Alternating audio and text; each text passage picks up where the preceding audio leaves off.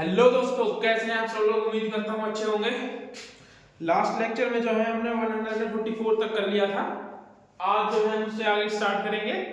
कोशिश करेंगे कि आज जो है 173 तक जो है इसको कंप्लीट कर दें, क्योंकि बीच में कुछ सेक्शंस जो हैं वो सेल्फ रीडिंग के होते हैं, उनको जो है खुद ही पढ़ लेना आप लोग। कुछ जो इंपॉर्टेंट्स हैं उनको मैं अभी करवा दूंगा। अच्छा, मैंने ये भी बता दिया था इसमें 144 में कि कब जो है पत्नी, बच्चे या पेरेंट्स जो है भरण पोषण मांग सकते हैं, और कब जो है वाइफ जो है भरण पोषण नहीं मांग सकती। तो भरण पोषण तो तब मांग सकती है जब वो इनकेपेबल हो। वाइफ के बारे में भी हम बात करते हैं, जब वो इनकेपेबल हो अपना भरण पोषण करने में, या फिर जो है पति जो है, दूसरा रीजन क्या है, पति जो है उसका भरण पोषण ना कर रहा हो, तब जो है वो 144 का दावा डाल सकती है, और यदि वो इनकेपेबल है अपना भरण पोषण करने के लिए। और जो कब नहीं मांग सकती, तो उसमें कुछ कंडीशंस थी। पहला, जब वो विदाउट सफिशिएंट रीजन जो है, बिना किसी कारण के ही अलग रह रही हो हस्बैंड से, तब जो है वो नहीं मांग सकती। दूसरा, इसमें अडल्टरी का है, यदि वो अडल्टरी कर रही हो तब नहीं मांग सकती। यदि वो कंसेंट से अलग रह रहे हैं, दोनों की कंसेंट है, अलग रह रहे हैं, तब भी वो नहीं मांग सकती। फोर्थ है, जब उसने सेकंड मैरिज कर ली हो तब भी वो नहीं मांग सकती। इसमें एक केस और रह गया था, मैंने 3 केस लिखवा दिए। Joseph Shine versus Union of India, पति एवं पत्नी का स्वामी नहीं होता, इसमें अडल्टरी को स्ट्राइक डाउन कर दिया था। विजय मनोहर आर्मट वर्सेस काशीराव राजाराम का एक केस था। एक केस था सरोज वर्सेस सुदर्शन का। सरोज वर्सेस सुदर्शन में ये कहा गया था कि जो कंज्यूमर राइट्स का दावा है ना, वो आर्टिकल 14 और 21 का जो है वायलेशन नहीं करता। इसमें एक केस रह गया था, मोहम्मद अहमद खान वर्सेस, अच्छा ये तो शाहबानो बेगम वाला केस है, इसमें मेंटेनेंस का। इस केस में शाहबानो बेगम के केस में ये भी बोल दिया था सुप्रीम कोर्ट ने कि इसमें जो है हिंदू हो या मुस्लिम हो, कोई भी जो महिला होगी वो मेंटेनेंस मांग सकती है, सीआरपीसी के 125 और बीएनएसएस के 144 में। इसमें फोर्थ केस और आप ऐड कर लीजिएगा, Mohammad Ahmad Khan versus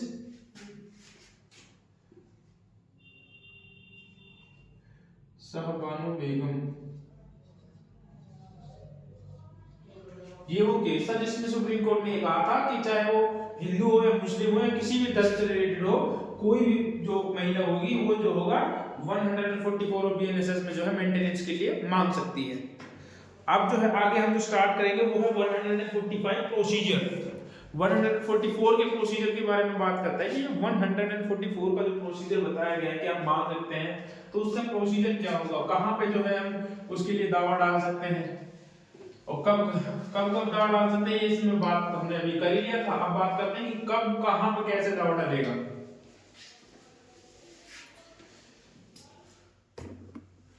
section number 145 procedure.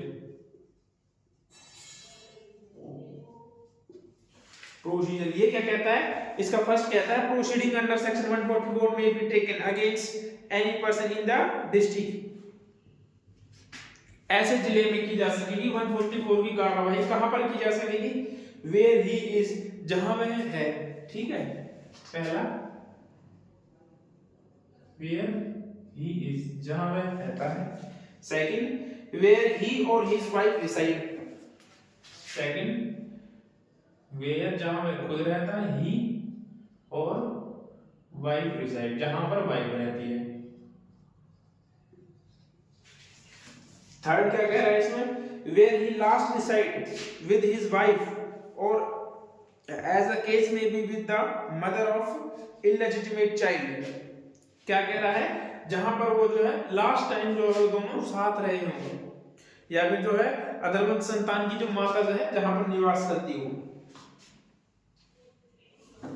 इसमें आप इसमें लास्ट रिसाइड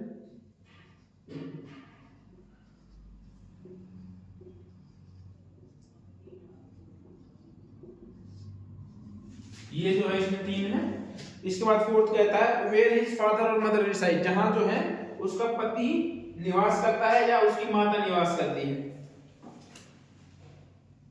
फोर्थ, एक मिनट, सॉरी पति नहीं है, पिता है। हिंदी और इंग्लिश में दोनों में गलत लिखा हुआ है इसमें। Where his father and mother reside.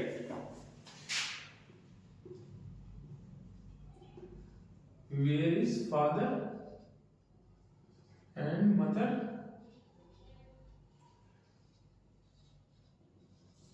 reside. सही दिख रहा है ना? ठीक है। उसके बाद सेकंड कहता है all evidence in such proceedings shall be taken in the presence of the person against whom an order for the payment of maintenance is proceed to be made when the proposal attendance of the dispense within presence of this advocate and shall be recorded in the manner prescribed in the summon case. ये सम्मन मामले की तरह ही जो है होंगे ये सारे कुछ है, इसमें आगे कुछ इतना है नहीं। आगे कहता है provided that the magistrate is satisfied that the person against whom an order payment of maintenance is proposed to be made in the willfully avoiding service or willful neglect to attend the court, magistrate may proceed or determine the ex parte order so made by the set aside court good course और application made with 3 month. तो ये इसका जो provision है pre के हिसाब से तो है आपको कुछ नहीं छूटेगा। ये देख लीजिएगा प्रोविजन जो क्या कहता है, यदि कोई पार्टी पेड नहीं होती तो उसको उसके खिलाफ जो है एक्स पार्टी ऑर्डर पास कर दिए जाएंगे और एक्स पार्टी ऑर्डर जो होगा उसको जो है 3 महीने के अंदर जो है आप सेट डिसाइड के लिए एप्लीकेशन डाल सकते हैं।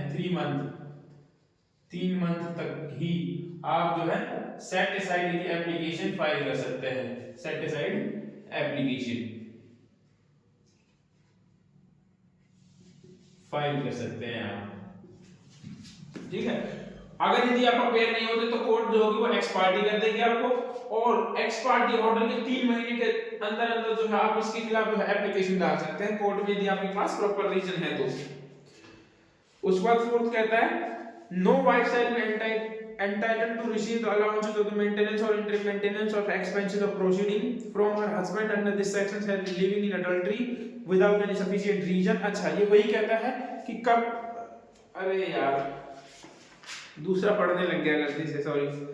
इसका थर्ड पॉइंट जो है वो ये है the court is dealing with application under section 144 have power to make such order as to cost as may injust।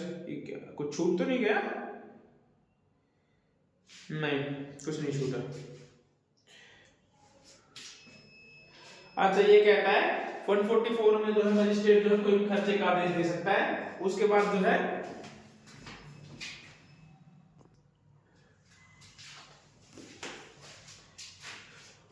अब आते हैं सेक्शन नंबर 146 अल्टरेशन इन अलाउंसेस। अलाउंसेस में जो है कब जो है परिवर्तन किया जा सकता है। कुछ ऐसी कंडीशंस हैं जिसमें जो मजिस्ट्रेट यदि ठीक समझता है तो क्या होगा भाग्य में जो है परिवर्तन कर सकता है। कौन कौन सी वो कंडीशंस हैं?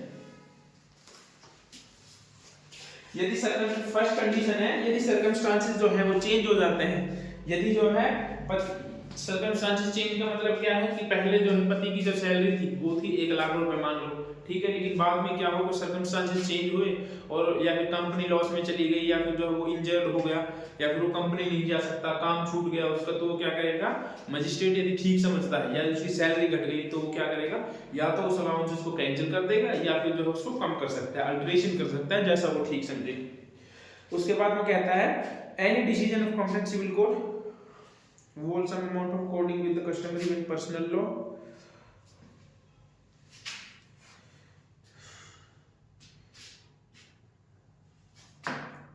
सेकंड पॉइंट कहता है इसको जहां कोर्ट को मजिस्ट्रेट के प्रतीत होता है कि धारा 144 सेक्शन 144 में जो अलाउंसेस दिया है वो सिविल न्यायालय द्वारा जो है रद्द या परिवर्तित किया जाना चाहिए तो वो जो होगा उसको रद्द कर सकता है, उससे चेंजमेंट कर सकता है। उसके बाद थर्ड कहता है when an order has been made under section 144 of favor of a woman who has been divorced by or obtained divorce from her husband and magistrate is satisfied that यदि जो है वोमेन ने जो है अपने husband से जो है डाइवोर्स ले लिया है और मजिस्ट्रेट को ये लगता है कि आगे जो condition the women has after the date of such divorce remarried, यदि वो क्या करती है यदि वो रीमैरिड कर ली है, सेक्शन नंबर 146 मैं बता रहा हूँ, इसका थर्ड का बता रहा हूँ मैं, ये क्या कर लिया है रीमैरी हो गई, रीमैरिड कर लिया उसने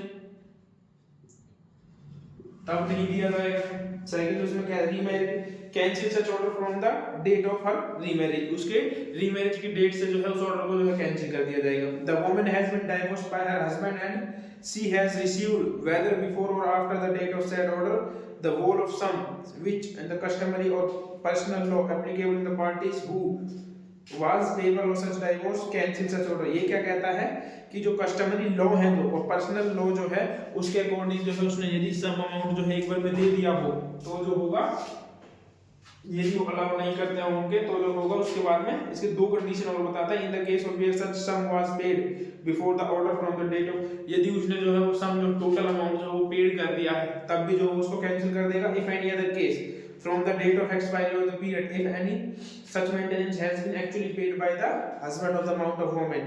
ये वही बात करते हैं, इसमें कुछ नहीं है।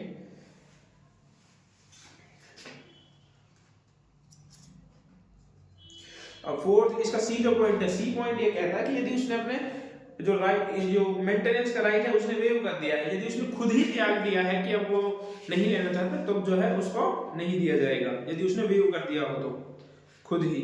उसके बाद फोर्थ कहता है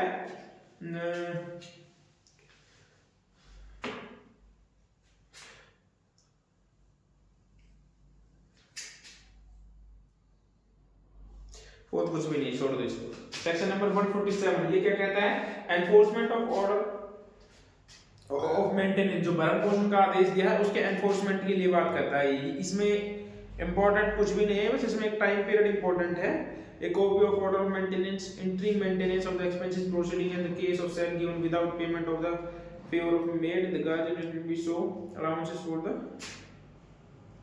it may any place against। तो इसके लिए ये कह रहा है कि आप जो है यदि उस ऑर्डर का एनफोर्समेंट करा सकते हैं, यही बात करता है ये, कुछ भी नहीं है। जो ऑर्डर दिया है आप उसका एनफोर्समेंट के लिए भी जा सकते हैं यदि वो नहीं देता है तो अमाउंट को। एनफोर्समेंट के लिए कैसे जा सकते हैं तो मैंने बताया था कि 1 साल के अंदर जो है उसके खिलाफ सूट फाइल कर देगा और जो है उसको 1 मंथ की जो मैंने सजा जिसमें टेबल से बना के लिखवाई थी आप लोगों को लास्ट लेक्चर में, वही है, उसी तरीके से बात करता है।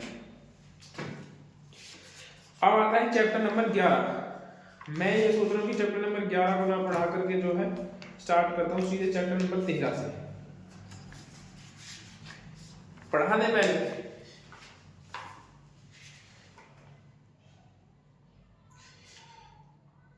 चलो वैसे इनमें कुछ ऐसा है नहीं, सेक्शन चैप्टर नंबर 12 में आप सेल्फ रीडिंग करोगे ना एक बार में हो जाते हैं ये। चलो कोई नहीं, मैं पढ़ा देता हूँ, चलो वैसे भी करवाना ही है मुझे तो।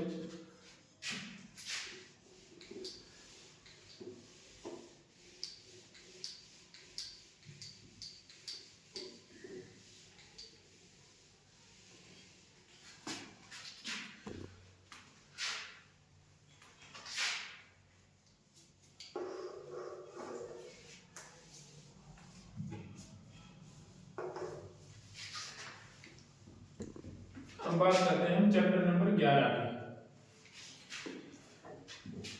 जो क्या कहता है maintenance of public order and tranquility का। फर्स्ट बात करता है dispersal of assembly by use of civil force, civil बल के प्रयोग करके जो है जमाव को तो है तितर बितर करना। इसमें क्या कहता है एनी एग्जीक्यूटिव मजिस्ट्रेट और officer in charge of police station or in the absence of such officer in charge any police officer not below the rank of sub inspector may command any unlawful assembly to 5 or more person likely to cause a disturbance of the public peace to disappear, and it shall be thereupon be the duty of members such assembly to disperse accordingly। ये क्या बात करता है, कोई भी section number 148 disperse करने की बात करता है, तो ये कोई जमाव वगैरह है तो उसको तितर बितर करने के बारे में बात करता है। कौन करवा सकता है, इसमें पहला दिया गया executive magistrate, second officer in charge of police station, officer in charge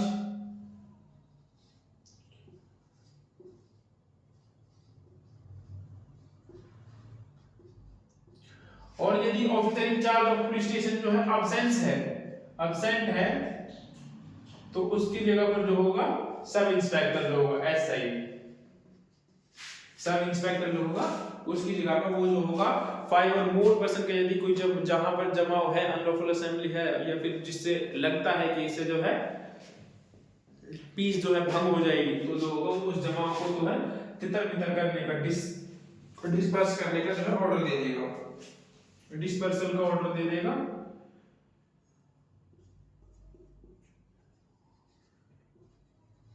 क्या करेगा हिंदी में तितर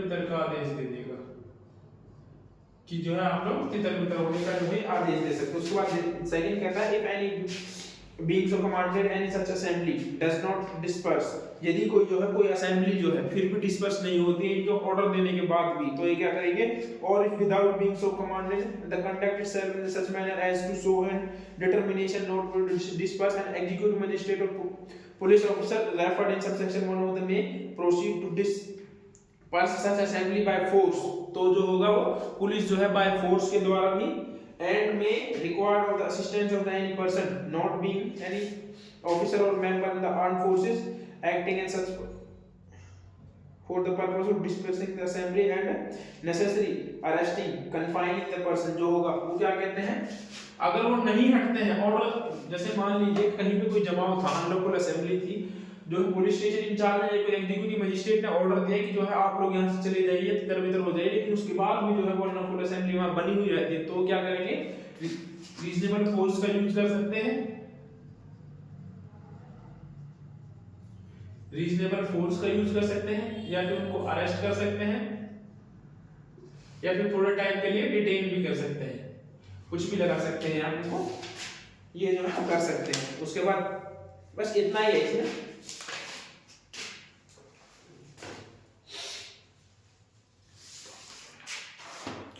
एक दो केसेस वगैरह और हैं बीच में,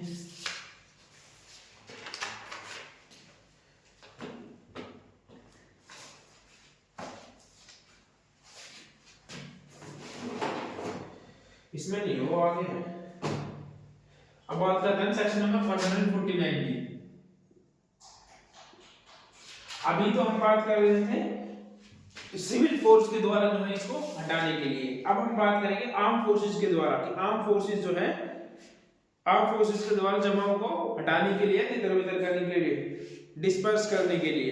अब फर्स्ट सबसेक्शन कहता है इसका if any assembly refer to in subsection 1 of the section 148 can not otherwise be dispersed and it is necessary for the public security that should be dispersed, the DM or any executive magistrate authorized by him who is present may cause to disperse the armed forces। तो क्या होगा, इसमें कौन दे रहा था, इसमें जो होगा DM या एग्जीक्यूटिव मजिस्ट्रेट जो है वो आदेश दे सकते हैं आर्म फोर्सेस के द्वारा जो है इसको हटाने का, आर्म फोर्सेस के थ्रू जो है इसको कि जो अनलॉफुल असेंबली है उसको हटवा सकता है, डीएम और एग्जीक्यूटिव मजिस्ट्रेट। याद रखना इसमें जो था एग्जीक्यूटिव मजिस्ट्रेट और officer in charge of police station, उसकी वेबसाइट में जो है ऐसा ही था। तो ये जो होगा जमाव को तितर बितर करने के लिए आदेश दे सकते हैं। उसके बाद कहता है second point such magistrate may required the officer of command of the group person belonging to the armed forces to disappear in assembly with the help of the armed forces under the command and rest or the confine such person. तो ये वही बात करता है कि जो होगा ना, ये किसी व्यक्ति को अरेस्ट कर सकते हैं, सेकंड बात करता है अरेस्ट एंड कन्फाइन कर सकते हैं, अरेस्ट कन्फाइन या फिर जो है फोर्स का यूज कर सकते हैं। ये वही बात करता है जो सेकंड और थर्ड पॉइंट में था। अभी जो है ना दोस्तों लाइट जो है अभी जा चुकी है, इन्वर्टर में जो है थोड़ा दिक्कत है हमारे, तो जो होगा आज जो है आज यहीं के लिए आज इसको यहीं समाप्त करते हैं। नेक्स्ट वीडियो में जो है इसको कंटिन्यू रखेंगे। आज की शॉर्ट वीडियो थी, अगर आपको अच्छी लगी हो तो वीडियो को लाइक शेयर और सब्सक्राइब जरूर करें। मिलते हैं नेक्स्ट वीडियो में।